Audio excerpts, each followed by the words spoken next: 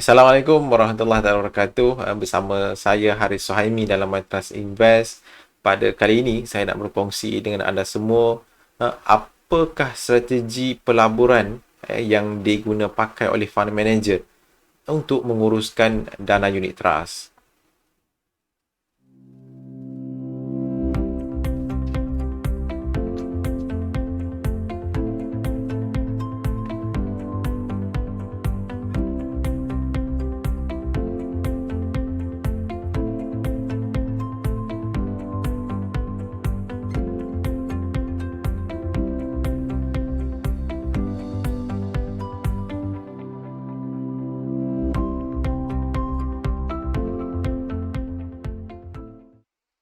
Baik, apabila kita nak buat pelaburan di dalam mana-mana dana unit trust, terutama dana equity, dana tersebut akan dilaburkan di dalam syarikat-syarikat yang berpotensi mengikut objektif pelaburan dan bagi dana tersebut.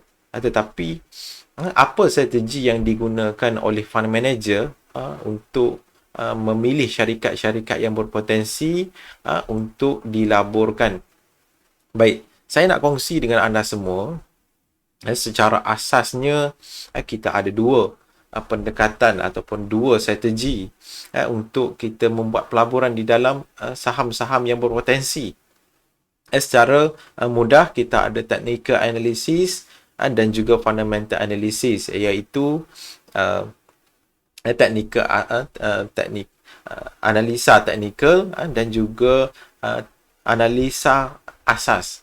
Baik, bagi technical analysis ataupun analisa teknikal, antara yang kita lihat adalah chart ataupun carta bagi satu-satu saham, dan juga kita menggunakan indikator ataupun petunjuk yang membantu kita di dalam membuat keputusan untuk membeli mana-mana saham. Selain itu, kita ada juga oscillator yang menilai sesebuah saham tersebut dalam keadaan tertentu yang boleh kita beli ataupun tidak. Baik, antara indikator yang selalu digunakan oleh trader-trader adalah seperti moving average MA ataupun RSI, relative strength index, yang boleh diguna pakai untuk membuat keputusan di dalam untuk melabur di dalam mana-mana saham.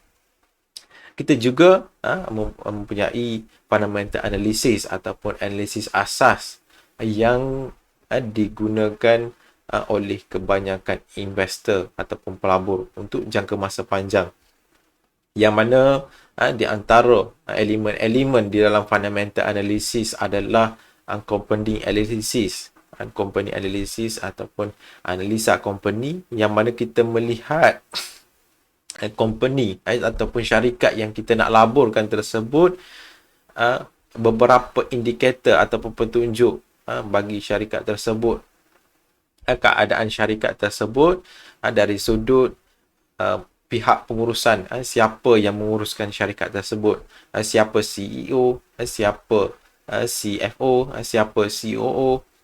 Jadi kita boleh menilai pengurusan syarikat tersebut, bagaimana prestasi mereka. Yang kedua adalah financial statement ataupun penyata kewangan syarikat. Daripada situ kita boleh tengok berapa pendapatan syarikat sebelum-sebelum ni, berapa mereka punya keuntungan sebelum cukai, dan berapa keuntungan mereka selepas cukai. Dan syarikat tersebut banyak mana mereka aset mereka, dan juga banyak mana hutang mereka. Daripada situ kita boleh menilai keadaan prestasi kewangan syarikat.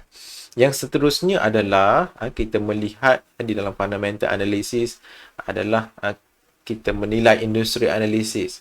Kita melihat syarikat-syarikat yang berpotensi, syarikat tersebut berada dalam industri yang mana, dan syarikat-syarikat yang berpotensi tersebut di dalam industri yang berkaitan, siapa saingan mereka dan bagaimana prestasi syarikat-syarikat saingan mereka ini. Yang seterusnya adalah kita melihat juga future profit outlook, ataupun kita melihat kepada potensi keuntungan pada masa hadapan, bagaimana syarikat tersebut boleh mencapai potensi-potensi yang diharapkan.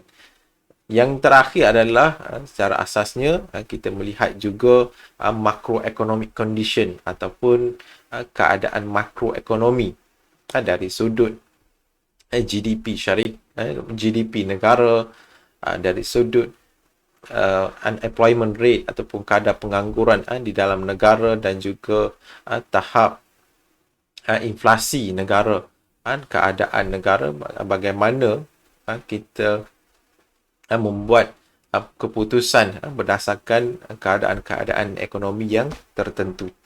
Baik, bagi fundamental analysis ataupun analisis asas, kita ada dua approach ataupun dua pendekatan, yang mana ada fund manager ataupun pengurus dana ini mengambil pendekatan bottom up approach, yang mana mereka melihat kepada mereka mengambil kira pemilihan syarikat yang pertama sekali. Yang seterusnya mereka akan ambil kira sektor-sektor yang syarikat-syarikat ini terlibat, dan akhir sekali mereka melihat kepada keadaan ekonomi semasa di dalam pemilihan syarikat yang sesuai. Tetapi dari segi top down approach, fund manager akan membuat penilaian dari sudut ekonomi dahulu. Dalam keadaan ekonomi semasa, mereka akan melihat sektor-sektor yang berpotensi dalam keadaan ekonomi yang semasa, dan seterusnya barulah mereka pilih syarikat-syarikat yang berpotensi dalam keadaan ekonomi semasa.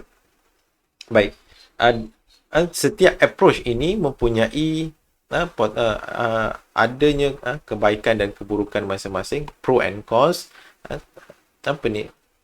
Pengurus dana mempunyai pilihan masing-masing. Ada pengurus dana yang menggunakan bottom up approach, ada pengurus dana yang menggunakan top down approach. Baik, bagi sesebuah dana, unit trust, dekat mana anda nak tengok mereka menggunakan strategi yang mana bagi sesebuah dana tersebut. Pengurus dana akan terangkan sebenarnya strategi yang mereka akan gunakan di dalam prospektus unit trust.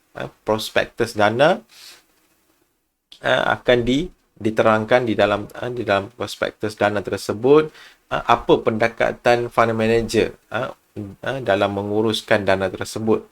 Baik, sebagai contoh saya ambil dekat sini satu contoh dana unit trust, yang mana di dalam dana ini mempunyai 3 asset allocation ataupun 3 asset class, yang mana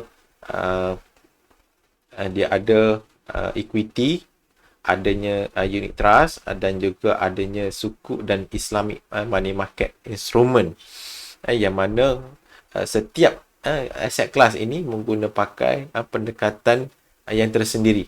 Baik, saya ambil contoh untuk equity syariah, yang mana pengurus dana terangkan dekat sini, dana ini menggunakan bottom up approach, yang mana pemilihan stok ataupun pemilihan saham syarikat bergantung kepada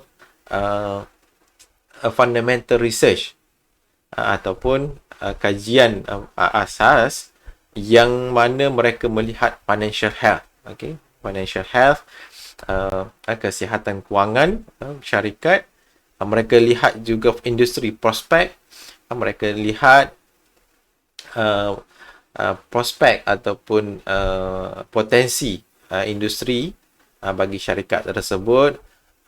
Yang ketiga, management quality. Mereka lihat juga kualiti pengurusan sesebuah syarikat tersebut. Yang keempat adalah past track record, rekod prestasi yang lalu bagi sesebuah syarikat tersebut. Jadi ini adalah secara asas bagaimana fund manager memilih syarikat-syarikat yang berpotensi untuk dilaburkan. Jadi anda pastikan dana unit trust yang anda dah laburkan ataupun yang anda ingin laburkan, lihat dahulu apa pendekatan yang dipilih oleh fund manager untuk menguruskan dana unit trust tersebut. Setiap approach, setiap strategi mempunyai kelebihan dan kelemahan masing-masing. Bergantung kepada kita untuk melihat dan mengoptimumkan peluang yang ada di dalam pelaburan yang kita buat. Baik, itu saja perkongsian saya berkenaan dengan bagaimana ataupun apa strategi pelaburan yang digunakan oleh fund manager untuk membuat pelaburan bagi dana unit trust yang kita laburkan. Baik, itu saja perkongsian saya pada kali ini. InsyaAllah jumpa lagi dalam video-video yang seterusnya. Assalamualaikum.